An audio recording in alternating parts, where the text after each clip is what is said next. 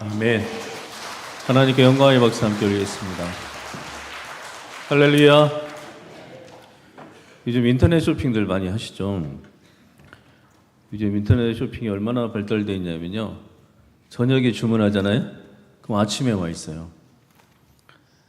놀라지도 않으시는데 대단한 겁니다. 내가 전 세계에 어떤 물건을 사고 싶잖아요? 그럼 인터넷 쇼핑으로 웬만한 건 거의 다 살 수 있습니다. 정말 엄청난 그런 시대를 우리는 살고 있습니다. 그런데 이 일이 처음에 시작할 때는요, 처음엔 서점을 어떤 사람이 시작하면서 이 일이 시작됐는데, 미국에 어떤 젊은 청년이 미국의 최고 대학 중에 하나는 프린스턴 대학을 나온 아주 그 똑똑한 그 인재인 사람이 있었어요. 근데 이 사람이 대학을 졸업하고 회사에 취직했는데 너무 사람이 똑똑해가 또 능력이 있어가지고 26살에 그 회사의 부사장이 됐다 그래요.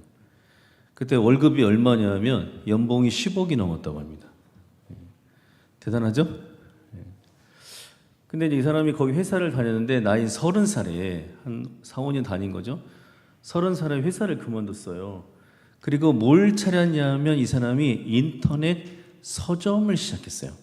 사람들이 다 식구들 난리나고 이제 다 반대하는 거죠. 아니 왜 그 좋은 회사에 앞으로 10억이나 앞으로 20억 사장 되면 더 많은 그런 돈을 벌 수 있는 좋은 직장을 놔두고 아니 왜 그 생고생하면서 무슨 인터넷 서점을 하려고 하냐, 세상에 인터넷 서점이 어디냐 막 그랬어요. 이 사람이 그때 뭐라고 얘기했냐면 이렇게 얘기했다래. 내가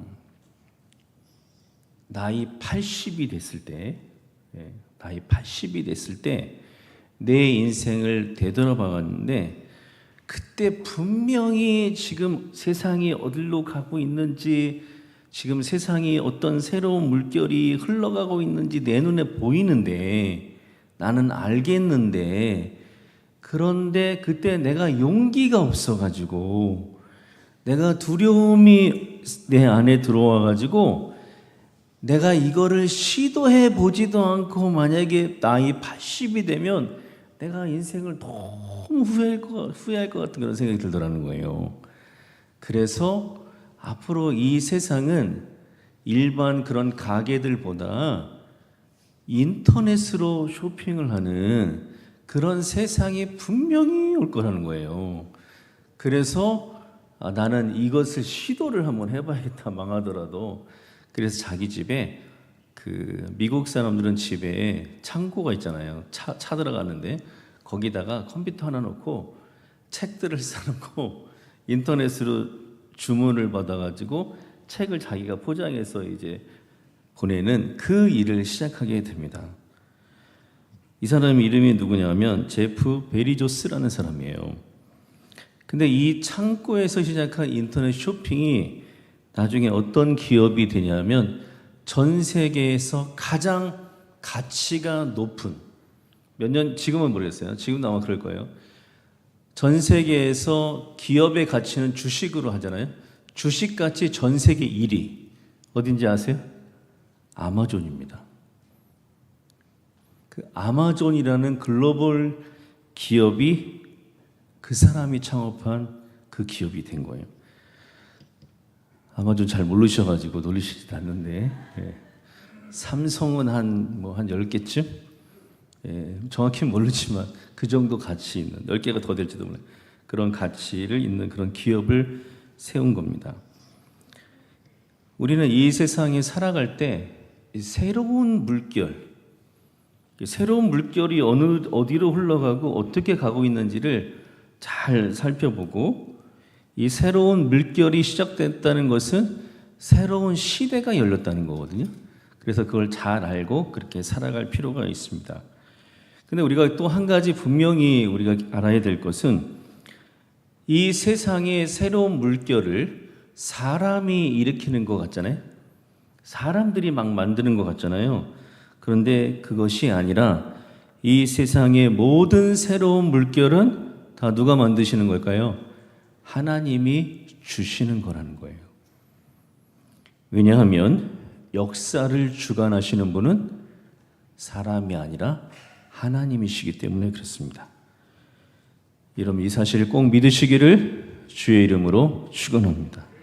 그래서 우리는 하나님께서 주시는 새로운 물결이 시작될 때, 하나님께서 주시는 이 새로운 물결이 시작돼서 새로운 세상이 열리는 그런 일이 시작될 때 우리는 그것을 잘 파악하고 잘 이해하고 지혜롭게 잘 받아들여서 거기에 적응을 해야 우리는 행복하고 즐거운 그런 신앙생활을 할 수 있다는 것입니다.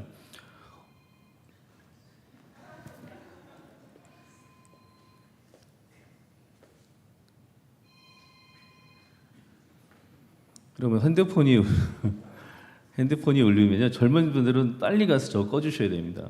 핸드폰 울린 사람들은 얼마나, 일부 때도 지금 그랬거든요. 핸드폰이 울리면 얼마나 당황스럽겠어요. 뒤에 있는 젊은 분들이 가서 빨리 핸드폰 꺼주셔야 됩니다. 오늘 예수님께서 나귀를 타고 예루살렘에 입성하신 종려 주일이잖아요. 오늘 예수님께서 예루살렘에 입성하신 이 사건은 예수님께서 이제 이스라엘과 그리고 온 인류에게 새로운 물결이 시작되었음을, 그리고 새로운 시대가 열렸으면 새로운 하나님의 나라가 시작되는 것을 선포하는 선포식과 같은 날이 오늘 종려 주일입니다. 예수님께서는 나귀를 타고 오셨잖아요. 나귀를 타고 예루살렘에 들어가신 이유는 성경 말씀을 이루기 위해서입니다. 우리 한번 찾아보면 스가랴서 9장 9절입니다. 자, 우리 큰 소리로 한번 읽어볼까요? 시작. 시온에 따라 크게 기뻐할지어다. 예루살렘에 따라 즐거이 부를지어다. 보라, 내 왕이 내게 임하시나니 그는 공의로우시며 구원을 베푸시며 겸손하여서 나귀를 타시나니 나귀의 작은 것 곧 나귀 새끼니라. 아멘. 뭘 타고 올라가셨다고요? 네, 나귀를 타고 올라가셨죠. 그래서 이스라엘 사람들, 당시 예루살렘 주민들은 길거리에 쫙 줄 서가지고 지금 종려나무를 흔들면서 호산나 호산나 주님을 이제 찬양을 하고 있었습니다. 왜냐하면 이스라엘 백성들은 당시에 예수님은 우리가 그동안 알고 있었던 메시아의 모든 조건을 다 충족하는 분이라고 생각을 하고 있었어요. 그런데 오늘 스가랴서의 말씀처럼 메시아는 뭘 타고 오신다고요? 나귀를 타고 오신다 그랬는데 예수님이 지금 나귀를 타고 예루살렘으로 지금 들어오시잖아요. 그래서 이분은 분명히 메시아다, 성경의 말씀을 이루려고 지금 오신다, 이렇게 생각을 했습니다. 그래서 밖에 나가서 예루살렘의 거의 모든 주민들이 나와서 종려 나무 가지를 들고 열렬히 환영합니다. 우리 오늘 말씀 다시 한번 읽어볼까요? 21장 8절에서 9절입니다. 자, 우리 큰 소리 읽어보겠습니다. 시작. 무리의 대다수는 그들의 겉옷을 길에 펴고 다른 이들은 나뭇가지를 베어 길에 펴고 앞에서 가고 뒤에서 따르는 무리가 소리 높여 이르되 호산나 다윗의 자손이여 찬송하리로다.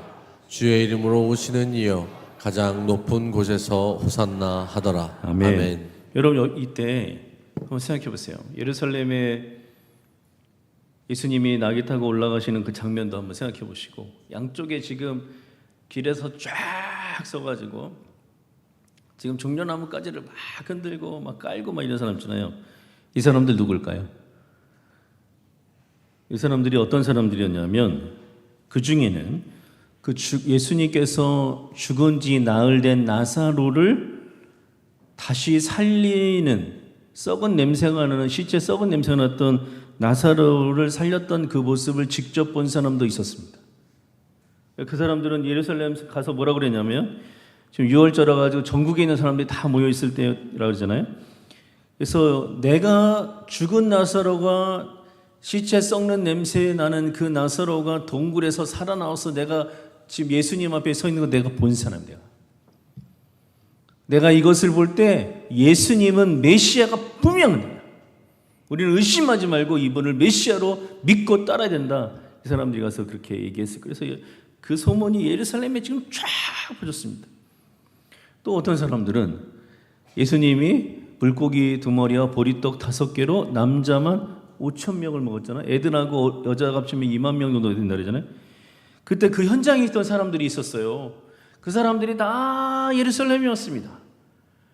내가 봤는데 예수님이 물고기 2마리와 보리떡 5개를 축사하시니까 그게 갑자기 막 불어나더니 2만 명이나 되는 사람들이 다 먹고도 12광주리가 남는 걸 내가 봤다. 내가 그거 먹어본 사람 내가 엄청 자랑하면서 이 기적을 행하시는 이분은 메시아가 맞다. 우리는 이분을 따라야 된다고 그들이 얘기해서 지금 막 예루살렘 주민들은 예수님이 오는 거에 대해서 막 엄청난 기대를 가지고 지금 기다리다가 예수님이 나귀 타고 오시니까 종려나무 가지를 흔들면서 지금 예수님을 환영한 거예요. 그런데 말이죠, 이렇게 열렬하게 환영하던 그 예루살렘 사람들, 이스라엘 사람들이 순식간에, 정말 순식간에 예수님을 다 배반합니다. 전부 다. 며칠 뒤에 이 사람들이 완전히 돌변을 합니다. 예수님을 욕하고 저주하고 침을 뱉고 채찍으로 때리기도 합니다. 로마 군인들이 한 건데 이 이스라엘 사람들이 다 거기에 동조했기 때문에 그런 일이 벌어진 거예요. 이스라엘 사람들이요, 아무런 죄 없으신 예수님과 죄 많은 바라바를 두 사람을 놓고 6월절에 한 명 살려주는 그런 행사가 있었잖아요. 그래서 빌라도가 둘 중에 누구를 살려주냐 마구 외쳤을 때 그 사람들 누구를 살려주라고 합니까? 우리 성경 한번 볼까요? 마태복음 27장 21절에서 22절입니다. 자, 읽어보겠습니다. 시작. 총독이 대답하여 이르되 둘 중에 누구를 너희에게 놓아주기를 원하느냐? 이르되 바라바로 소이다. 빌라도가 이르되 그러면 그리스도라 하는 예수를 내가 어떻게 하랴? 그들이 다 이르되 십자가에 못 박혀야 하겠나이다. 여러분, 종려나무 흔들면서 당신은 메시아입니다. 우리의 왕입니다. 우리를 구원하소서. 지금 우리를 구원하셔서 그렇게 외치던 사람들이 불과 며칠 만에 예수를 죽이고 바라바를 살려주시오. 예수를 죽이고 바라바를 살려주시오. 그 사람들이 다 멀때같이 일어나가지고 예수를 죽이시오. 예수를 죽이시오. 예수를 십자가에 못 박아 죽이라고 그들은 그렇게 외쳤습니다. 예수님 살릴 수 있었는데, 예수님을 십자가에 못 박지 않을 수 있었는데 그들은 소리 고래고래 소리 지르며 예수님을 십자가에 못 박으라고 소리 질러서 예수님이 십자가에 못 박혀 죽으신 겁니다. 여러분, 왜 그랬을까요? 도대체 왜 이런 일이 일어난 겁니까? 그토록 예수님을 열렬히 환영하던 그 사람들, 종려까지 나무 흔들며 호산나 호산나 다윗의 자손이여 목이 찢어져라 외쳤던 그 사람들이 왜 예수님께 등을 돌렸습니까? 예수님이 구약의 메시아에 대한 모든 조건이 완벽하게 들어맞는 분이라고 그렇게 자랑하면서 예수님을 환호하던, 나귀 타고 오시는 분이 메시아가 맞다고 그렇게 소리 지르던 사람들이 왜 예수님을 십자가에 못 박았을까요? 예수님이 자신들을 해방시켜 주실 위대한 왕이라고 믿던 그 사람들 왜 하루아침에 예수님을 배반했을까요? 왜 그랬습니까? 왜 그랬을까요? 왜냐하면 이유는 간단합니다. 그들은 모두는 오늘 종려주일에 예수님께서 선포하신 이 새로운 물결, 새로운 시대, 하나님의 나라가 시작된 것을 그들은 받아들이지 않았기 때문에 그렇게 한 겁니다. 그 사람들은요, 예수님께서 이 땅에 오심으로, 특별히 오늘 종려주일에 나귀를 타고 예루살렘에 입성하시면서 이 새로운 물결, 새로운 시대가 열렸음을 선포하신 예수님의 이 말씀을 그들은 받아들이지 못했던 거예요. 여러분, 새로운 물결을 받아들이지 못하면 그냥 받아들이지 않는 걸로 끝나는 겁니까? 과연 그럴까요? 하나님께서 주시는, 하나님께서 우리 인생에, 우리 가정에, 우리 교회에, 우리 나라에, 이 세계에 보내시는 이 새로운 물결을 내가 거부하고 받아들이지 않으면 그냥 끝나는 겁니까? 이스라엘 사람들 그냥 끝났습니까? 여러분, 우리는 이스라엘 역사를 보면은 이 새로운 물결을 받아들이지 않으면, 하나님께서 주시는 이 물결을 받아들이지만 어떤 인생이 되는 것을 우리는 너무나 잘 알고 있습니다. 이 새로운 물결이 시작됐는데 그것을 받아들이지 않은 이스라엘은 얼마 있다가 나라가 멸망을 하고 납니다. 그날 이스라엘 모든 집에 로마 군인이 와서 다 불질러 버렸습니다. 만나는 모든 사람들을 다 죽였습니다. 그날 자기들의 인생이 무너지고, 가정이 무너지고, 가문이 무너지고, 결국은 나라가 무너지고 말았습니다. 여러분, 지금도 이 시간에 하나님께서는 저와 여러분에게 인생을 열어주시려고, 문제를 해결해 주시려고, 환난에서 벗어나 근심이 없는 그런 삶을 누리게 하시려고 여러분에게 새로운 물결을 부어주시는 것을 믿으시기를 주의 이름으로 축원합니다. 여러분, 우리 인생에 새로운 물결이 왔을 때 그것을 잘 받아들이면 우리는 인생이 열리고 환난에서 벗어나 근심이 없는 삶을 살 수 있게 되지만, 만약에 이 새로운 물결을 내가 거부하면 우리는 그때부터 우리가 생각하지 않은 어려움과 고난과 환난이 내 인생에 임한다는 사실을 우리는 잘 기억을 해야 됩니다. 어느 서울의 대학병원에 교회 다니는 집사님인데, 이제 의사인 집사님이 있었어요. 대학병원에서 경력을 잘 쌓습니다.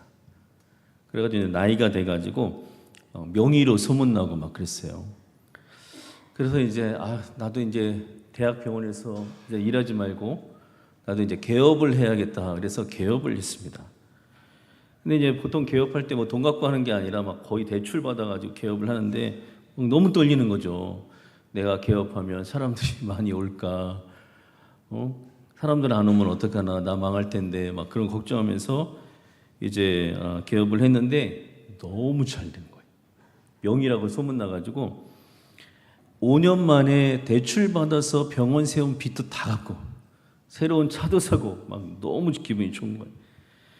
근데 그때 사람들이 병원이 너무 잘 되니까 막 사람들 오면은 뭐 1시간, 2시간씩 기다리는 건 아무것도 아니니까. 그래서 사람들이 다 뭐라고 얘기하니까 확장 이전을 하라고 얘기하는 거예요. 여러분, 우리 삶에 살다가 확장 이전하는 거 진짜 조심해야 됩니다. 잘 생각해 봐야 돼요. 그리고 이제 사람들이 뭐라고 얘기하냐면 밑에 페이 닥터라 그래서 후배를 의사도 한 명 두고 직원들도 더 뽑고 더 확충해서 큰 병원을 한번 이렇게 지금보다 2-3배 되는 그런 병원을 해가지고 돈도 많이 벌고 하고 싶은 거 마음껏 하면 한번 살아보라고 사람들이 계속 얘기하는 거예요.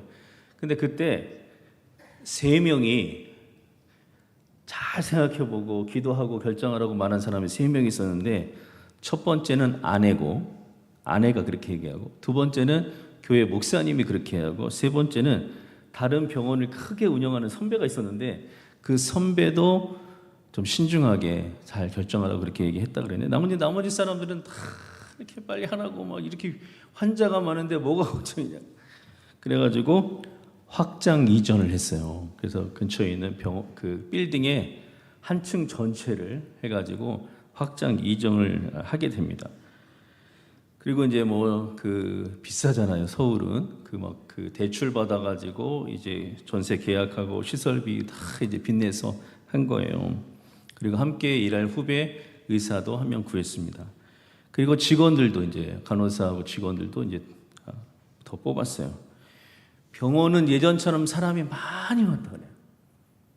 예전에 환자들 그대로 왔다 그래요. 그 많은 사람들이 왔다 그래요. 그런데 이렇게 사람을 많이 뽑으면은 뭐가 많이 들까요?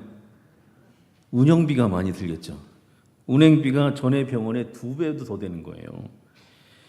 병원을 확장하면 무슨 생각을 했냐면 일주일에 한 이틀 정도는 후배 의사에게 병원을 맡기고 자기는 좋아하는 낚시도 가고 골프도 치고 하면서 여유롭게 인생을 살려고 그렇게 계획을 했는데 이제 빚으로 그 다 렌트한 거잖아요. 운영비가 2배도 넘게 나오죠. 그때부터 이 사람은 뭐에 매이는 인생을 살게 되면 돈에 매이는 인생을 살게 됩니다. 빚을 많이 지면 뭐가 많죠? 이자 많이 내야 되잖아요. 한 달에 한 번 그 이제 월급 주고 이자 내고 렌트비 내고 하는 그런 때가 되면은 이제 막 가슴이 두근두근 거리는 거예요. 무슨 낚시를 다니고 골프를 친다고 꿈도 못 꾸는 그런 상황이 됩니다. 이 운영비하고 이자하고 렌트비 버느라고요. 점심시간이 보통 병원이 1시간에서 1시간 반 정도 되잖아요. 점심시간도 30분밖에 못 쓰는 거예요. 점심시간 그 시간에도 돈을 벌려고. 전에 병원에 있을 때는 저녁 6시면 끝났는데 이제 일주일에 이틀은 저녁 9시까지 합니다. 토요일에도 저녁 6시까지 그렇게 일했다 그래요. 그래도 월급 나가고 또 이자 나가고 운영비 나갈 때면 가슴이 두근두근 거려가지고 이제 불면증도 걸리고 그리고 우울증도 걸리고 매일매일 지옥 같은 그런 삶을 사는 거예요. 부인이 보니까 너무 안 됐어. 우리 남편이 이러다가 정말 큰일 나겠는 거예요. 그래서 그 목사님을 찾아갔다 그래요. 그 목사님이 내가 이럴까 봐 확장 이전 하지 말라고 그렇게 얘기했는데 말 안 들었다고 그렇게 하고 목사님이 이렇게 얘기했다. 근데 당장 병원을 옛날로 줄이고 그리고 빚을 빨리 다 갚고 그리고 편하게 살라고 이렇게 얘기했고, 두 번째는 앞으로 나랑 같이 1년에 2번 일주일씩 가난한 나라 다니면서 의료 선교를 하자고 목사님이 새로운 제안을 한 거예요. 받아들였을까요? 안 받아들였을까요? 당연히 받아들였죠. 자기가 죽게 생겼으니까 지금. 그래서 목사님 말씀대로 다 처분했대 그냥. 다 처분하고 그리고 그걸로 이제 웬만큼 빚을 이제 거의 갚은 거예요. 그리고 나서 1년에 2번씩 전 세계의 가난한 나라에 일주일 동안 그 자기 직원들과 함께 의료 선교를 이제 다니기 시작을 했는데, 선교 가서 일주일 동안 있는데 천국이라는 거예요. 매일 돈 때문에, 매일 빚 때문에 막 매일 줄 것 같았는데 선교를 가서 일주일 있는데 천국이래, 천국. 아무 근심도 없고 아무 걱정도 없고 세상에 이렇게 좋은 걸 내가 왜 몰랐냐 하면서 그렇게 살았다고 하네요. 목사님이 뭐라고 얘기해 줬냐면, 선교 갈 때 꼭 문 앞에다 이렇게 쓰라 그랬대요. 문 앞에다가, 병원 문 앞에다가 일주일 며칠부터 며칠까지 휴진을 하는데 꼭 가난한 나라에 의료 봉사 가는 것 때문에 휴진한다 거기 꼭 써붙이라 그랬대요. 그랬더니 사람들이 병원이 왜 쉬냐고 뭐라고 하는 게 아니라 이 지역에 진짜 착하고 좋은 의사가 왔다고, 진짜 찐 의사가 우리 지역에서 이렇게 훌륭한 의사가 어딨냐고 하면서 소문이 쫙 나더라는 거예요. 병원이 잘 될까요? 안 될까요? 너무 잘 되겠죠. 그래서 목사님 따라 선교 다니면서 불면증도 싹 났고 우울증도 싹 났고 지금은 성부가 됐어요. 그래서 행복하게 열심히 재미있게 인생을 살고 있다는 그런 간증을 들은 적이 있습니다. 여러분, 만약에요 그 집사님이 하나님께서 목사님을 통해서 새로운 물결, 새로운 말씀, 새로운 제안을 했을 때 그것을 만약에 거부했으면 어떻게 됐을까요? 그 집사님 인생 어떻게 됐을까요? 완전히 꼬였겠죠. 오랜 시간 계속해서 돈에 눌리고 우울하고 불행한 삶을 그는 살았을 것입니다.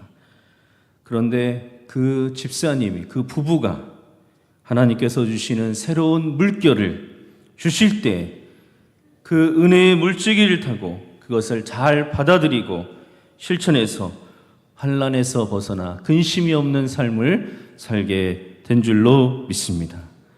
하나님은 지금도 저와 여러분의 인생에 새로운 물결을, 새로운 말씀을, 새로운 제안을 주고 계시는 것을 믿으시기를 주의 이름으로 축원합니다. 그래서 우리는 항상 마음을 열고 있어야 됩니다. 주님께서 내 인생에 새로운 물결을 흘려보내실 때 여러분 그것을 잘 받을 준비를 해야 될 줄로 믿습니다. 그것을 우리가 잘 받아들이면, 그것이 무엇인지 깨닫고 그것을 우리가 잘 받아들이면 오베 에돔에게 주셨던 그 소유의 복과 니에미에게 주셨던 형통의 복을 누리는 역사가 우리 모두에게 일어나게 될 줄로 믿습니다. 주님께서는 항상 말씀을 통해서 새로운 물결을 주십니다. 왜냐하면 말씀이 생명이기 때문에 그렇습니다. 한번 따라해 보실까요? 말씀이 생명입니다. 오늘 이 시간 주님께서 여러분 마음에 주시는 이 말씀, 이 새로운 물결을 받아들이면 여러분의 인생은 바로 변화될 것이며, 혹시 고난이나 환난에 처해 있는 성도들이 있다면 이제 고난에서 벗어나 은혜의 골짜기로 들어가게 될 줄로 믿습니다. 앞으로 여러분의 인생을 풀어주시기 위해서, 여러분의 인생을 열어주시기 위해서, 여러분이 환난에서 벗어나 근심이 없는 그런 삶을 살게 하기 위해서, 여러분에게 진정한 행복을 주시기 위해서 말씀으로 새로운 물결을 주실 때마다 그것을 잘 받아서 이 땅에서 하나님의 나라를 이루며 살아가는 복 있는 성도들이 다 되시기를 주님의 이름으로 축원합니다. 기도하겠습니다.